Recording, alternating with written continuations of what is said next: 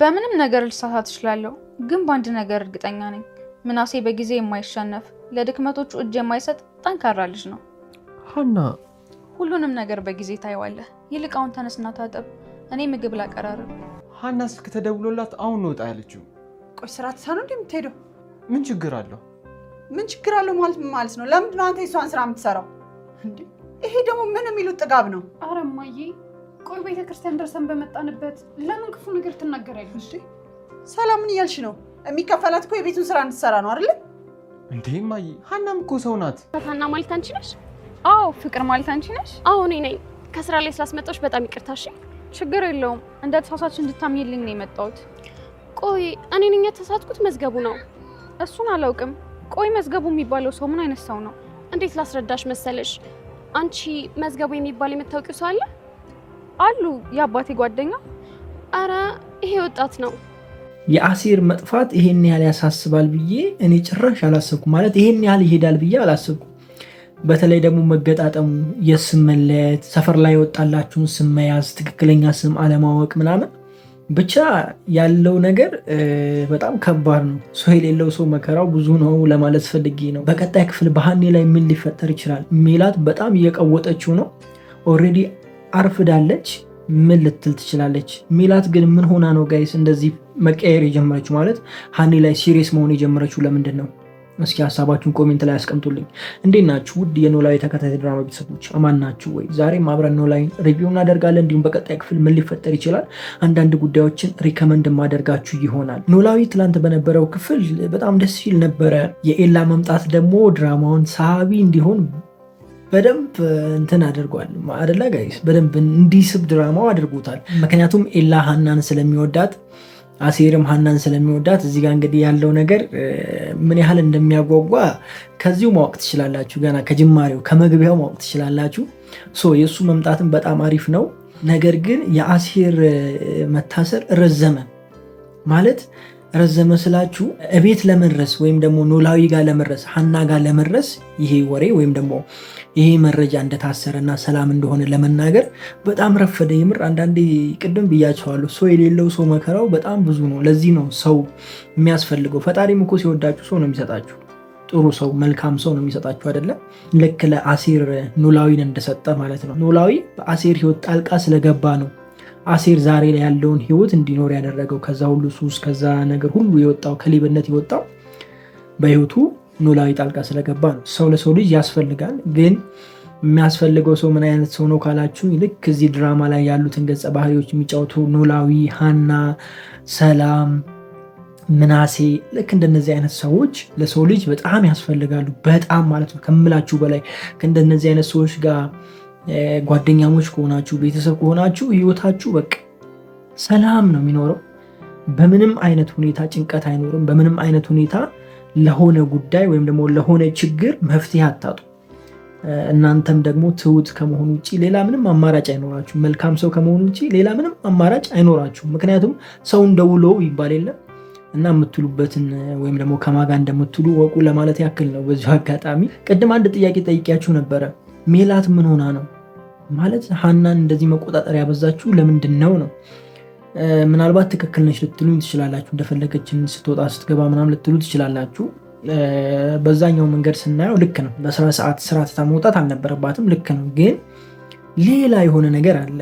ሜላት ያሰበችው የሆነ ነገር አለ። ግን ብቻ እኔ ምን እንደሆነ አልገባኝም እንጂ ሌላ ነገር እንዳለ ነው የሚሰማኝ። እናንተ እስኪ ምን ታስባላችሁ? ሀሳባችሁን ኮሜንት ላይ አስቀምጡልኝ። በቀጣይ ክፍልስ ምን ልትላት ትችላለች?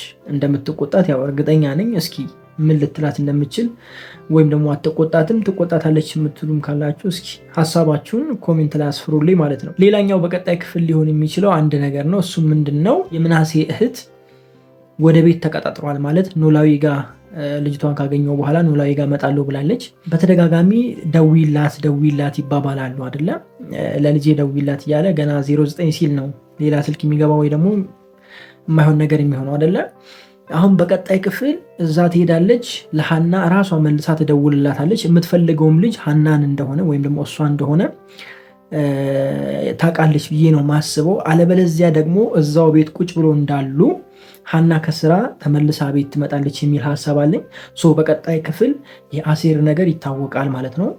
አባትየው ወይም ደግሞ ኖላዊ ያውቃል፣ ይሰማሉ፣ ሀናም ትሰማለች ብዬ ነው የማስበው። ከዛ ውጭ ደግሞ እስኪ የመጣው ልጅ ጠበቃ አይመስላችሁም ጋይስ?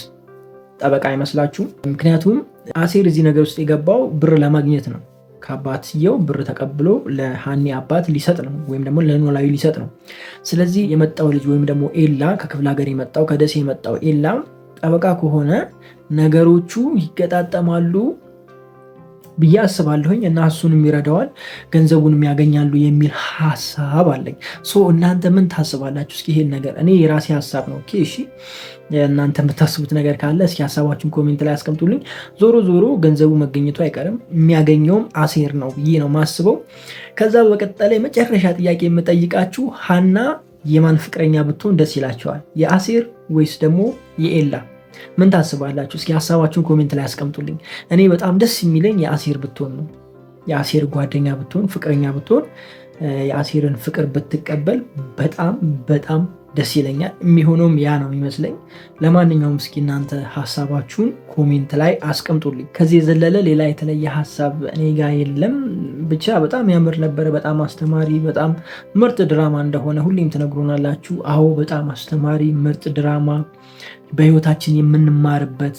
በተለይ እኔ ይህንን ህይወት ለመኖር እየቀናው ያለሁት መቅናት ብቻ ሳይሆን ወይም ደግሞ ማሰብ ብቻ ሳይሆን እየሞከርኩ ያለሁት ድራማ ነው እና ብቻ በጣም ደስ ይላል። እናንተ ሞክሩት። ኦኬ ሞክሩት። ትሁት ለመሆን መልካም ሰው ለመሆን ልክ እንደ ሀና፣ ልክ እንደ ኖላዊ፣ ልክ እንደ ምናሴ፣ ልክ እንደነ ሰላም በቃ ትሁት ለመሆን መልካም ለመሆን በጎ ላገኛችሁ ሰው ሁሉ ጥሩ ለመሆን ሞክሩ፣ ጣሩ። ከባድ ነው ይሄ ህይወት ከባድ ነው። እንደነዚህ አይነት ሰዎችን ማግኘት በጣም በተለይ በዚህ ዘመን እንጃ ካላችሁ እናንተ ነው ትለዩብኛላችሁ። የምር በርቱልኝ፣ ጠንክሩ እስከ መጨረሻው። በዚሁ በጎነታችሁ በዚሁ መልካምነታችሁ ቀጥሉ ባይ ነኝ። እኛ ደግሞ እንደነዚህ አይነት ህይወት ውስጥ የሌለን በእንደዚህ አይነት ነገር ደግሞ የምነሳ ብንሆን የምንል ሰዎች እንሞክር። ኦኬ ከመሞከር ነው ሁሉም ነገር የሚገኘው። ካልሞከርን ሀሳብ ብቻ ከሆነ ሀሳብ ብቻ ሆኖ ይቀራል። እናስባለን፣ ከሆነ ጊዜ በኋላ ሀሳቡ ይጠፋል። ገብቷችኋል? ትረሱታላችሁ። የሚሞከር ነገር ከሆነ ግን ሀሳብ ሆኖ ለምሳሌ አይምሯችሁ ላይ ያሰባችሁት ያንን ነገር በድርጊት እየተገበራችሁት እየሞከራችሁት እየተለማመዳችሁት የምትሄዱት ነገር ከሆነ ከእናንተ ጋር አዳፕት ሆኖ ያንን ህይወት እንድትኖሩ ትችላላችሁ ማለት ነው። በቃ በቀላሉ መኖር ትችላላችሁ ነው። ፕራክቲስ ያደረጋችሁትን ነገር መርሳት ስለማይቻል ማለት ነው። ለምሳሌ አንድ ሳይክል የለመደ ሰውዬ፣ ሳይክል ከህይወቱ ጋር አዳፕት ያደረገ ሰውዬ፣ ሳይክልን መንዳት በደንብ የቻለ የለመደ ሰውዬ ትቶት ሳይክል መንዳት ትቶት ከሆነ ጊዜ በኋላ ቢጀምር ወይም ደግሞ ከዓመት በኋላ ሳይክል ለመንዳት ቢሞክር የተወሰነ የሚከብድ አይነት ስሜት ነው እንጂ እንደ መጀመሪያው ጊዜ አይሆንም። እንደ መጀመሪያው ጊዜ ታግሎ ወድቆ ምናምን አይደለም። ይነዳዋል። የተወሰነ በፊት ከሚነዳበት አነዳድ ሊቀንስ ይችላል እንጂ አነዳዱን አይረሳውም አይደለ? ድራይቭ ማድረጉ አይከብደውም። የለመዳችሁት ነገር በህይወታችሁ ውስጥ ይቀጥላል። ሁሌ ደግሞ ይዛችሁ ከሄዳችሁ ህይወት ይሆናችኋል እና በርቱ ለማለት ያክል ነው። በጣም ወዳችኋለሁ። ክፉ አይንካችሁ፣ ክፉ እንደወንዙ አልፏችሁ፣ ይሳካላችሁ፣ ይመርባችሁ፣ ቀናችሁ ብሩ፣ ሌሊታችሁ ብሩ ይሆንላችሁ እያልኩኝ እኔ በዚሁ ሰናበታችኋለሁ። ለዚህ ቻናል አዲስ ከሆናችሁ አሁን ሰብስክራይብ በማድረግ የደወል ምልክቱን አብሩ። ቴሌግራም ላይም ኖላዊ ተከታታይ ድራማ የሚል ፔጅ አለ። እዛ ላይ ሄዳችሁ ተቀላቀሉ። ወደ 600 ምናምን ሰብስክራይብ ደርሰናል። ሳምንት ነው ከተከፈተ። እዛ ላይም ቪዲዮን እየጫንላችሁ ነው። ሙሉ ፊልም እዛ ላይ የሚጫንላችኋል ማለት ነው። በቴሌግራም የሚመቻችሁ በቴሌግራም፣ በዩቲዩብ የሚመቻችሁ በዩቲዩብ ማየት ትችላላችሁ። ሜቢ ቴሌግራም ላይ ዳውንሎድ አድርጋችሁ ማየት የምትፈልጉ ሰዎች ሜጋባይቱ ስለሚቀንስ እዛ ላይ ማየት ትችላላችሁ ለማለት ያክል ነው። እኛ የምናገኘው ጥቅም ከዩቲዩቡ ቢሆንም ቴሌግራም ላይ ደግሞ ለእናንተ ጥቅም ነው ብዬ ነው። በተለይ በፓኬጅ ምናምን የምታዩ ሰዎች እዛ ጋር ዳውንሎድ አድርጋችሁ ለማየት ፓኬጁ ስለሚቀንስ ብዬ ነው እንደዛ ያልኳችሁ። ሰው የምትፈልጉ ሰዎች ቴሌግራሙን ሰብስክራይብ አድርጉ። እኔ በዚሁ ሰናበታችኋለሁ። መልካም ጊዜ። ፒስ